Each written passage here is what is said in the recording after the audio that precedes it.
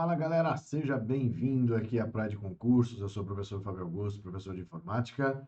Estamos estudando aí o Excel, né, na versão 2019 e 2016. E agora chegou o momento de a gente parar um pouquinho com as funções e conhecer aí alguns elementos teóricos do Excel que são importantes aí para sua prova. Vamos lá? Então acompanhe aqui comigo na tela. Primeira coisa que a gente tem aqui é a presença de botões, né? Então, nós temos alguns botões que são importantes aí dentro do Excel, onde, nesse primeiro botão aí que nós estamos vendo, é o botão que chama Formato de Número de Contabilização. O que esse botão faz? Esse botão, ele vai formatar o conteúdo da nossa célula para a nossa moeda, a moeda brasileira, o real. Porém, com algumas ressalvas que você vai ver comigo aqui diretamente no próprio Excel. Vamos lá. Tô compartilhando aqui a tela com vocês, ó. Veja lá. Muito bem. É isso aí. Então, estamos aqui juntos. Eu vou ampliar aqui um pouquinho o zoom da nossa tabela, tá? E aí eu vou colocar aqui um valor, 10. Ok? E aí, quando eu clico no botão formato de número de contabilização, que é esse aqui em cima, né? Ó, esse botão vai fazer com que vire R$ 10 lá dentro. Só que a formatação da célula não foi para formatação moeda, foi para formatação contábil, tá? Ué, mas não é a mesma coisa, professor? Não, não é a mesma coisa. A formatação contábil, ela vai ter algumas diferenças em relação à formatação moeda. Ela existe? Ela existe. Olha só. Vou colocar aqui 10 também, aqui, ó. Olha lá. Então, a partir do momento que eu coloquei 10 aqui, veja o que acontece. Vou colocar aqui, ó, o formato moeda e ele virou R$ 10. E agora? Qual a diferença entre elas, pessoal? Será que existe ali alguma diferença? Existe sim. Eu vou aqui mostrar para você aumentando a largura da coluna. Perceba a diferença entre um e o outro. Um é contábil, você está vendo aqui em cima, e o outro é moeda. Tá vendo? Pode cair em prova isso, professor? Pode sim. Veja a característica. Com a formatação moeda, o R cifrão acompanha o número, né? Então, ele vai ficar um pouco mais bagunçado. Pensa assim, ó, se você tiver 10.000, depois R$ 1, depois você tiver 100.000, então o R cifrão ele vai ficar andando, né? Pela coluna. Já no formato contábil, não. No formato contábil, ele vai trazer para você número e o R cifrão do outro lado. Então, sempre vai ter a mesma aparência, independentemente do tamanho do número, né? Então, ele vai trazer sempre com aquela mesma formatação de alinhamento, né, entre o R cifrão e o número. Tá claro? Agora temos uma outra diferença. Se eu colocar zero aqui, ó, olha lá o que acontece.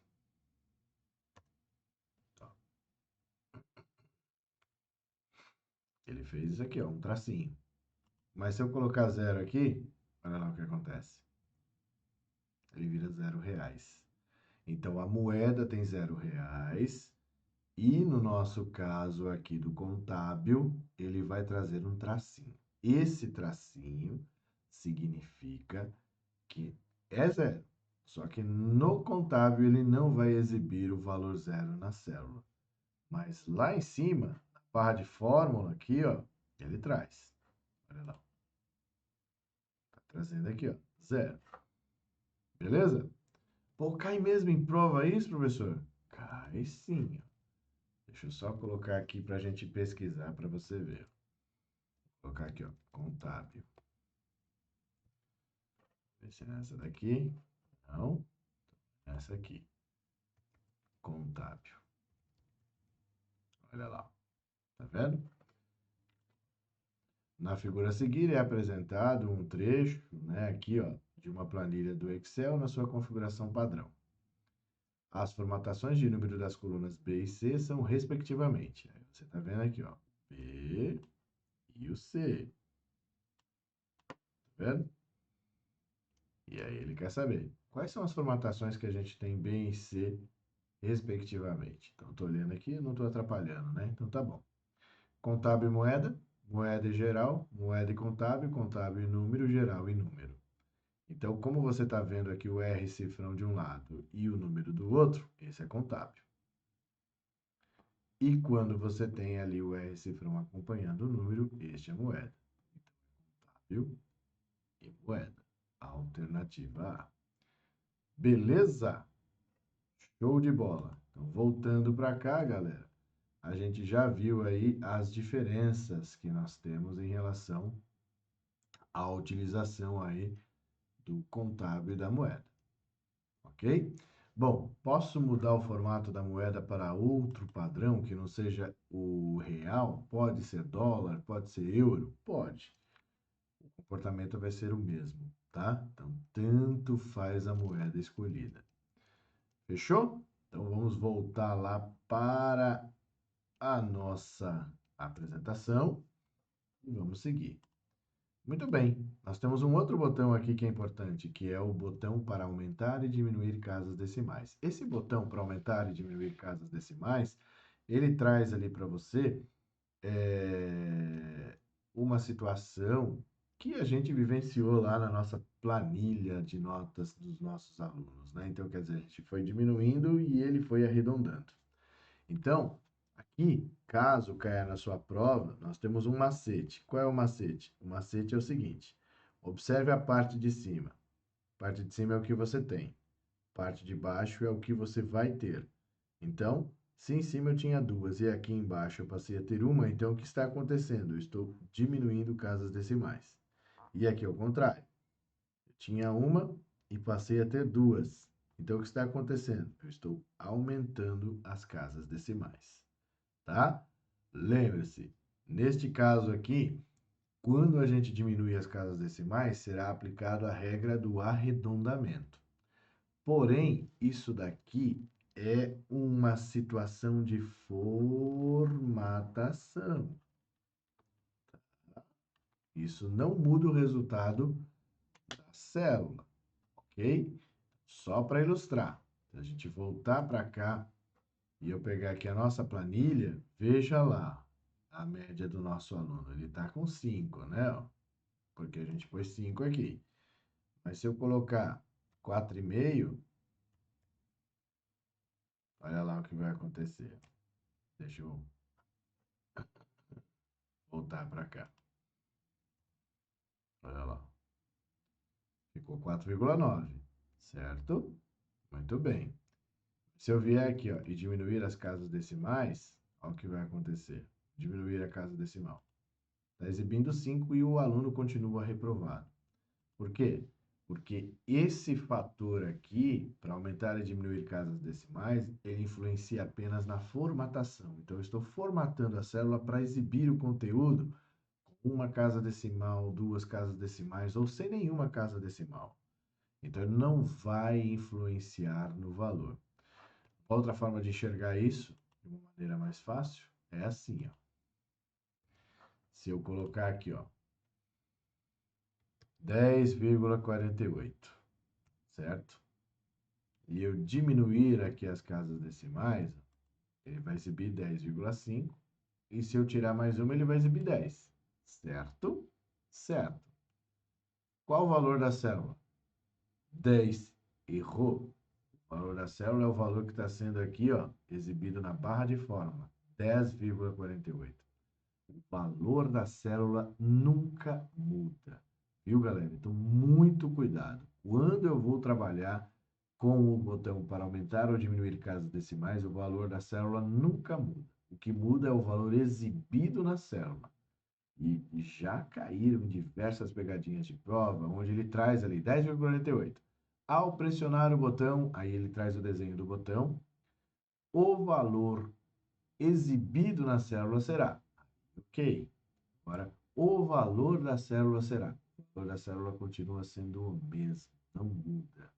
Tá? Então, muito cuidado com isso. Existe a diferença entre o valor exibido e o valor da célula. Fechou? Então, voltando para lá, galera, vamos lá, dar prosseguimento aí à nossa parte teórica do senhor Excel. Agora a gente vai falar de gráficos.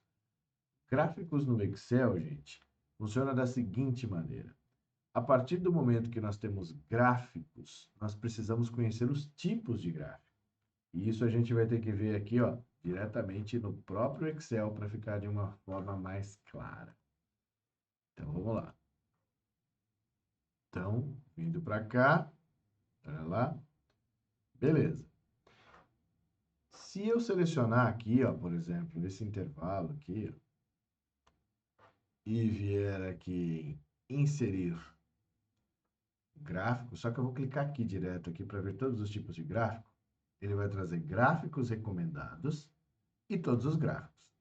É aqui que a gente precisa conhecer todos os gráficos presentes do senhor Excel. Eu preciso conhecer mesmo, professor? Precisa. Por quê? Porque muitas questões de prova são formuladas da seguinte maneira. Assinale a alternativa que contém tipos de gráficos presente no Excel, ou tipos de gráficos presente no Word, né?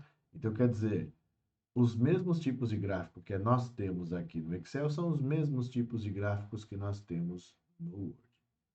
Então, para isso, nós já conhecemos 4 deles, né? Coluna, linha, pizza e barra, mas a gente precisa conhecer os demais. Então, a gente tem aqui, ó, um gráfico de área. E aí ele vai representar aqui, inclusive, ó, gráfico de área para a gente poder ver, ó. Certo? Aqui mais para cá, ó. Aí, gráfico de área. Beleza. E dispersão. Olha lá, que é um gráfico de estatística, né? Um mapa. Olha como que representa o mapa ali, ó.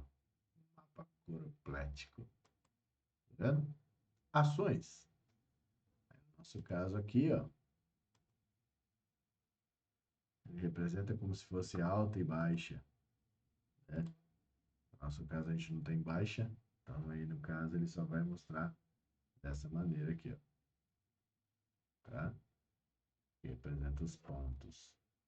Superfície. Esse é o gráfico de superfície. E aí a gente tem as opções aqui, ó, de alterar. Tá? Beleza? Depois a gente tem o radar. Olha o tipo de gráfico de radar, que legal, ó. Olha só. Mapa de árvore, olha lá. O mapa de árvore, ele lembra um pouquinho os blocos dinâmicos do Windows, né? Onde você tem ali a presença dos elementos. Ali, as cores, elas estão representando ali o total de notas, né? Que cada um dos alunos tiveram, né? Então, perceba aí que o FOEBS, ele teve aí desempenho melhor em relação às notas. Depois nós temos aqui, ó, explosão solar. Explosão solar, ele vai seguir da mesma maneira, ó. É como se fosse um gráfico de pizza, mais vazado, né? Então, ele vai ter ali como se fosse uma rosca, um disco. Histograma. Histograma é um gráfico de estatística também, tá? Aí, no caso, os nossos estatísticos que estão aí prestando o concurso podem explicar esse gráfico para a gente de uma maneira com maior propriedade do que eu, né? Então, aqui eu só estou visualizando para ver como é que fica, se fica bonitinho ou não. Agora, fazer a análise e explicar o que eu estou vendo, aí já é outra história, tá? Caixa e caixa estreita, ele vai trazer ali para você pontos, né? Você pode exibir esse tipo de gráfico.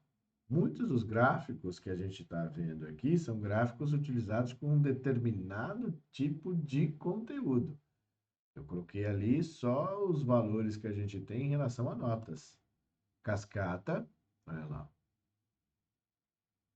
certo? Funil e a combinação, né? A combinação onde você pode fazer ali a combinação de coluna e linha, né? E aí tá aqui, ó, os tipos de combinação que você pode gerar, certo? Então, esses são os tipos de gráfico que o Excel trabalha. Então, é importante conhecer cada um deles, sim, justamente por conta das questões que são envolvidas em prova. Muito bem, dos gráficos que você viu, nós temos algum 3D? Não, não tem, né? A gente listou todos ali e não tem nenhum 3D. Aí você vai falar, ué, mas existe gráfico 3D? Eu já usei e é verdade. Só que não é gráfico 3D, é subtipo, né? Então quer dizer, frufru. Como assim frufru, professor? Ué, eu quero um gráfico de coluna. Tá aqui meu gráfico de coluna, né? Ó, tá lá, ele gerou. Só que eu quero que as minhas colunas apareçam em 3D. Ah, então é frufru seu. É frufru meu. Aí, ó. Tá vendo? Então eu posso fazer com que os gráficos apareçam com ali o subtipo 3D. Então não existe gráfico 3D. Beleza? Tranquilo? Vamos voltar para lá. Vou tirar aqui o meu zoom. E a gente retorna. Tá bom. Voltando para lá, galera. A gente dá continuidade aí aos nossos slides. Temos um outro botão importante, que é o botão autossoma. Olha lá, o botão autossoma é aquele botão que representa para a gente a possibilidade de fazer a somatória do intervalo mais próximo ou do intervalo selecionado. Vamos ver isso aqui na prática. Tá aqui para o Excel e a gente pode visualizar isso de uma maneira melhor. Então, vou lá. Então, deixa eu tirar aqui do gráfico e tal. Vamos voltar para cá para a nossa planilha, onde eu posso colocar valores. Então, se eu colocar aqui, ó, 1, né, ó, 2, 3, 4, tá? Deixa eu voltar a formatar aqui, ó, ao invés de contábil, tirar aqui essa informação para geral. Beleza. Então, 1, 2, 3, 4. Se eu posicionar aqui, ó, o cursor embaixo aí desses dois números e apertar o botão autossoma, ele vai fazer a somatória do intervalo mais próximo, que é a coluna, tá? Se eu faço a mesma coisa aqui, claro e evidente que ele vai fazer a mesma coisa. E se eu faço aqui na lateral dos números, né, na linha, somatória da linha, ó, somatória da linha. Muito bem, o que caiu numa prova? Caiu numa prova essa situação. E foi indagado quais seriam os valores apresentados ali nas células selecionadas. Muito bem. Se eu clicar autossoma, automaticamente ele vai somar tudo. Que bacana. Aqui ele está exibindo os R$ 3 por conta da formatação, né? Deixa eu tirar aqui a moeda e por geral, e aí ele vai trazer. Por que 3? Porque 1 mais 2, 3. Por que 7? Porque 4 mais 3, 7. Por que 10? Porque é 7 mais 3 ou porque é 6 mais 4? E aí? Veja você mesmo. Porque é 6 mais 4. Ah, mas vai sempre dar o mesmo resultado? Vai sempre dar o mesmo resultado. Qualquer valor que você colocar ali, ó, a coluna, ali a célula C3, ela sempre vai ter o mesmo resultado, que seria a somatória da coluna ou a somatória da linha.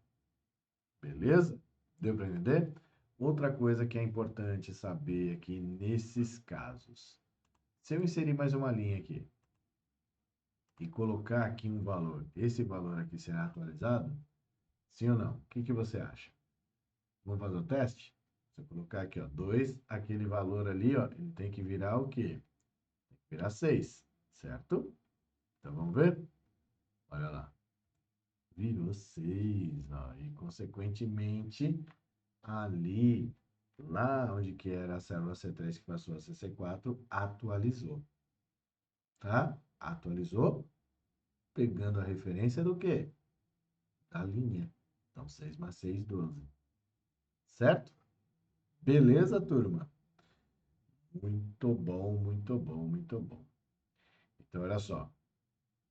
O Excel, ele traz para a gente diversos botões que são importantes. Esses foram só alguns deles que a gente viu. Agora, eu vou apresentar para vocês um outro, que está bem aqui na minha cara e eu não posso deixar ele de lado. Trata-se da formatação condicional. O que é a formatação condicional? Formatação condicional é uma formatação que vai aplicar um destaque, né, na nossa planilha de acordo com uma condição. Por exemplo, eu quero que as notas do meu aluno aqui, eles apareçam da seguinte maneira, nota azul e nota vermelha. Quando for nota azul, tem que ser de 5 para cima, e quando for nota vermelha, abaixo de 5. Então, o que eu vou fazer? Vou selecionar tudo que está aqui. Vou clicar em formatação condicional, né? E aí eu vou colocar aqui para mim, nova regra. Vou criar uma nova regra. Aí ele abriu aqui a tabela do meu lado. Vou abrir aqui, ó. Ampliando para você enxergar. Então, ó. O que ele trouxe? Formatar todas as células, usar aqui uma célula, blá, blá, blá, blá, blá, blá, blá. E aí, ó. Usar uma forma para determinar quais as células devem ser formatadas. Muito bem. Então, eu mesmo vou criar minha própria célula. Vou matar apenas células que contenham. E aí eu vou lá. Bom, se for, no caso, maior ou igual a 5, o que ele vai fazer? Formatar. Se for maior ou igual a 5, eu quero que a nota seja azul. Ok? E ok. Aí eu vou lá de novo. Formatação condicional. Aqui. Aí eu vou aqui, nova regra. Por uma outra regra aqui, ó. Tenho, se for menor do que 5, formatar para cor vermelha. E dá ok. E dá ok. Veja lá, funcionou, né? Olha lá. Então, o que aconteceu? Nós aplicamos a formatação condicional de forma que as notas aparecessem ali com o padrão cor azul, cor vermelha. Beleza? Isso é formatação condicional. Está claro? Beleza, turma. É isso aí. Então, nós vimos aí alguns apanhados gerais sobre alguns elementos aí de teoria do Senhor Excel. É importante que a gente veja também outros itens que nós vamos ver na próxima aula.